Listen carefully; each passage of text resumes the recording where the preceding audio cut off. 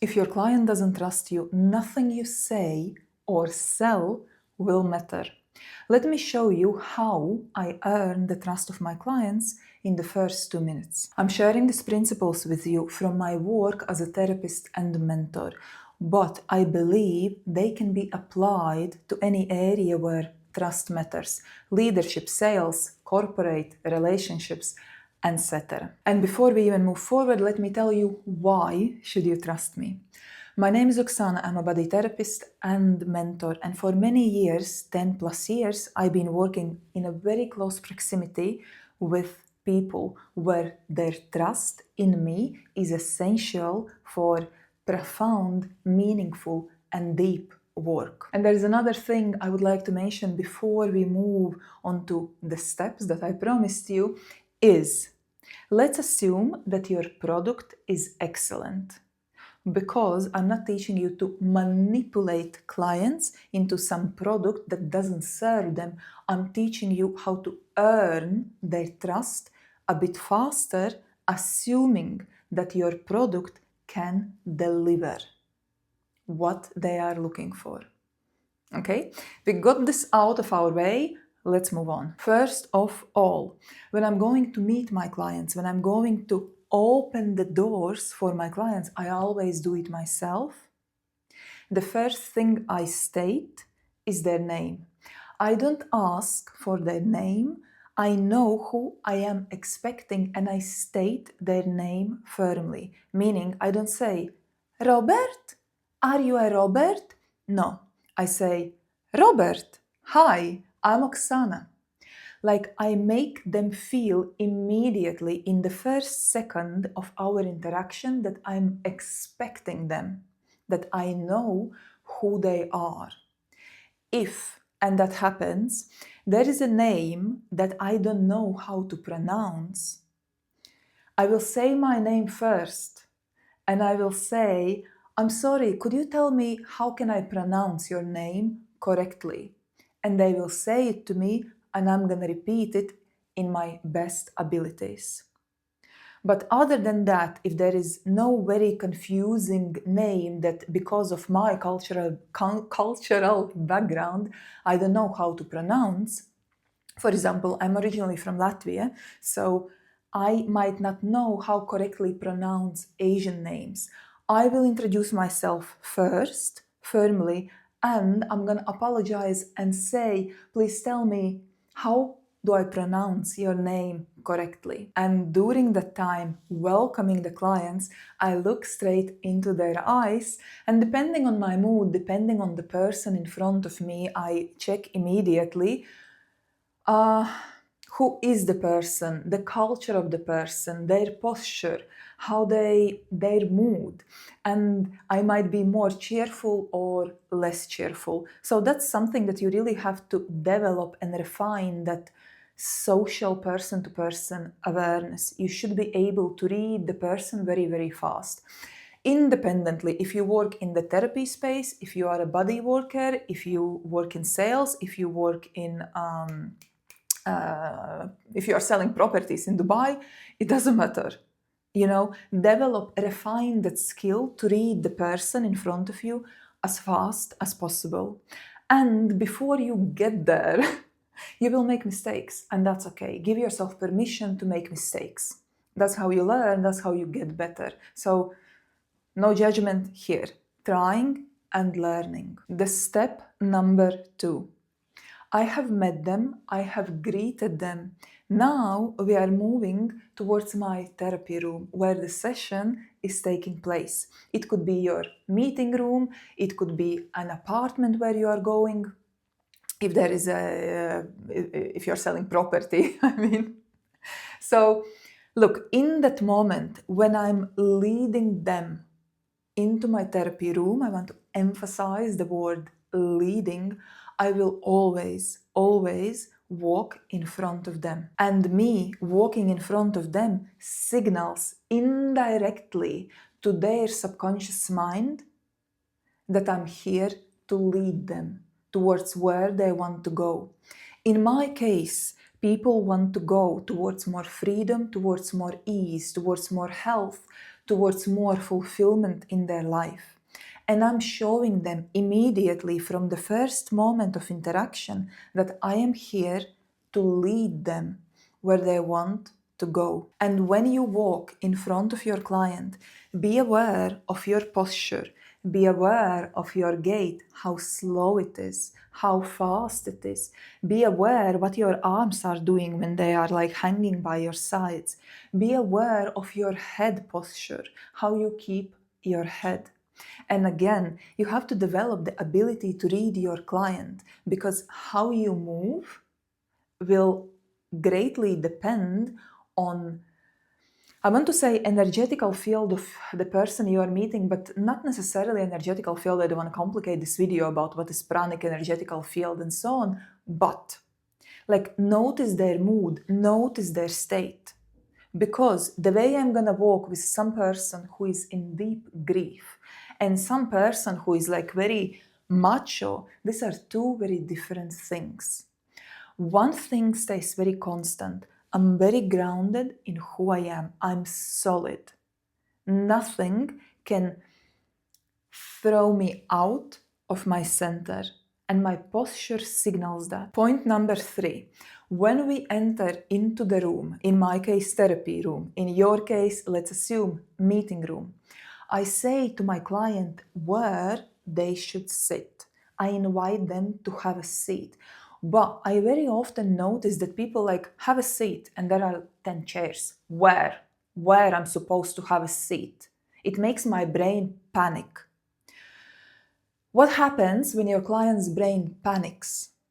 It activates stress response in the body. What happens when the stress response is activated in someone's body? They will associate their state with you. And the chances are to sell them something, to discuss something, to get deeper into their inner world are reducing. So that's why when the person enters into the room, I show them, have a seat here, please. And there is a chair where they can sit. I tell them if they need to hang something, to place something, here is the place where they can do that. That way, eliminating completely any potential decision fatigue for them. So, like, everything is decided, everything is easy, it's straightforward. They don't have to enter into the overwhelm, what I'm supposed to do right now. Okay, so tell them what they need to do, and they're gonna do that. This room where you are, your meeting room, let's say, is familiar for you, but very often, most of the time, it's not familiar for them. Help them remove their amount of decisions that they need to make, being in your orbit. Step number 4, and I genuinely believe this is one of the most important ones.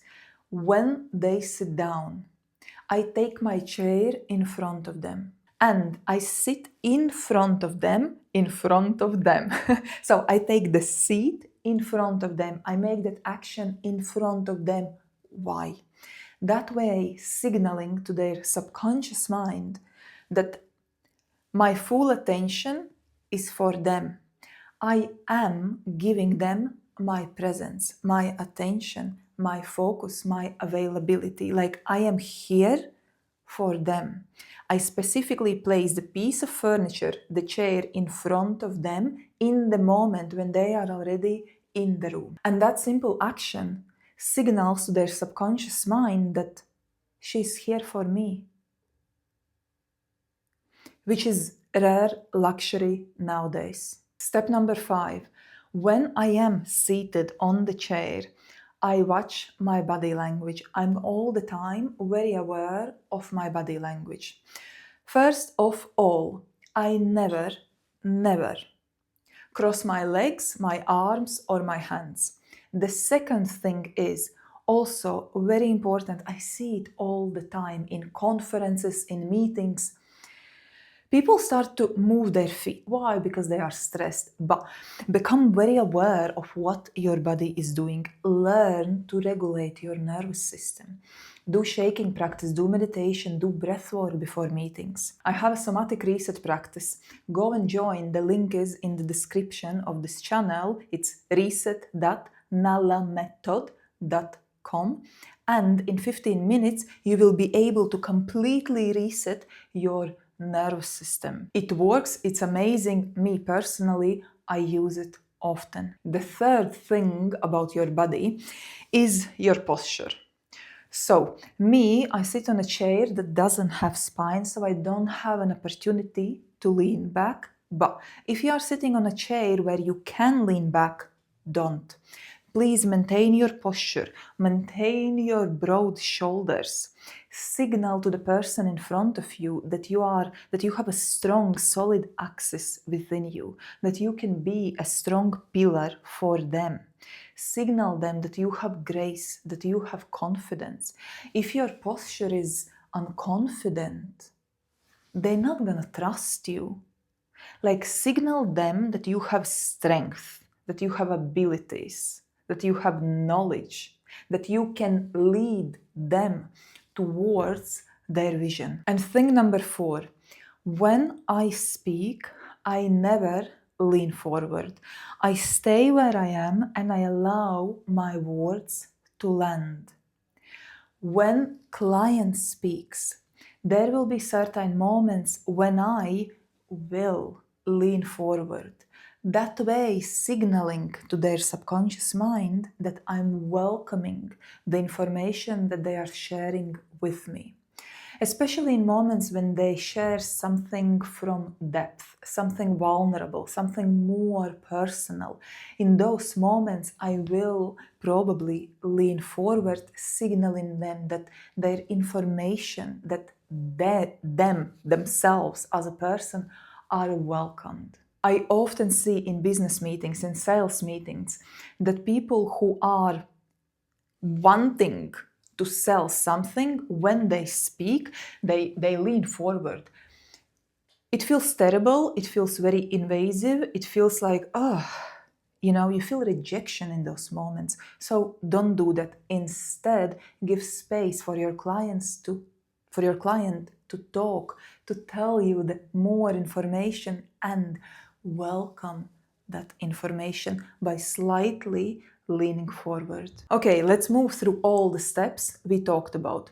So step number 1, when we are meeting the client at the door, we state their name firmly and clearly.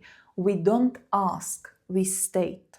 So the person knows that they are welcomed, that they are expected, that we are prepared to welcome them. Second, when we walk from the moment we met them towards the meeting room, we always walk ahead of them. That way, signaling their subconscious mind our ability to lead them. Where? Towards their vision, towards where they want to go, towards the solution of their problem. Otherwise, they would not come to see us. So they believe that probably there is a solution to their problem and somehow we can help them. Number 3, we show exactly where they can sit, where they can place what, and we eliminate any decision fatigue as much as possible. Why? So their nervous system can relax. Thing number 4, we place the chair where we're gonna sit in front of them in the moment when they have already seated. That way, signaling to their subconscious that I am here for you. I am giving you my presence, my attention. I am here to meet you. And that way, they feel seen, they feel witnessed, they feel welcomed. And then we talked about the body language. Don't cross your limbs, don't wiggle your feet, keep your spine upright, and don't lean forward when you speak. Lean forward when the person shares information with you. So these are the exact steps I use in my work that help me to establish and develop trust and connection with my clients. Use it, try it, test it, implement it, and may it only make your life better.